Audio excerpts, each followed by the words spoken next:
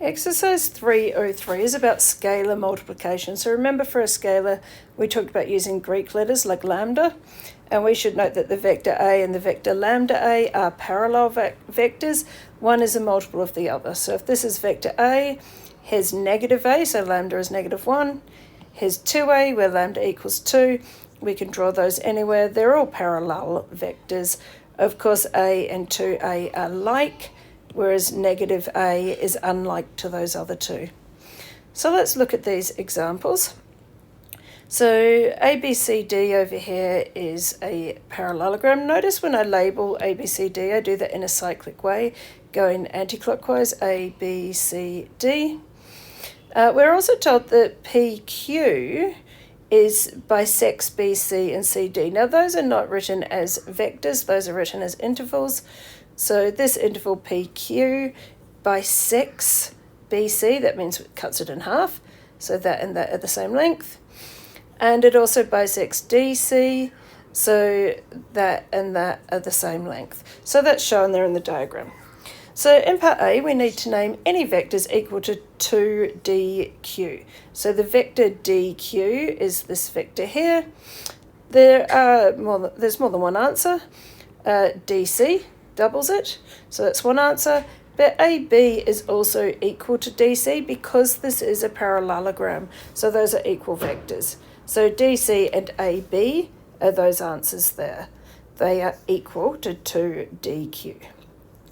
Next one is AB plus AD.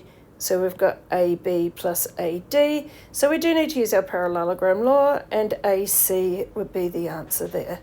Okay, I have written it as AB plus BC because AD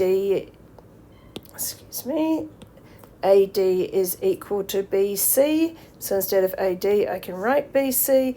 The B can do the magic disappearing trick, and we get vector AC, as I mentioned. The next one is AB minus AD. So remember, geometrically, it's going to go D towards B. So AB minus AD is the vector from D towards B. Now let's look at it like this as well, where instead of negative AD, I've made it positive DA. So the A and D have swapped directions. I've just turned them around, written the DA first and then the AB. The A can do the magic disappearing trick. So we do get vector DB, as I mentioned.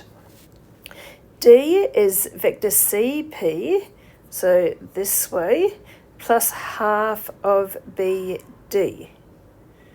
Okay, so this one's a little bit trickier, so let's have a look. First of all, half of BD, well, BD is the same as CD minus CB.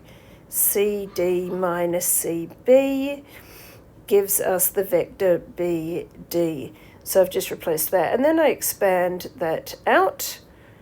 Okay, and what we've got here, this is the cool thing, CD, half of CD is equal to CQ.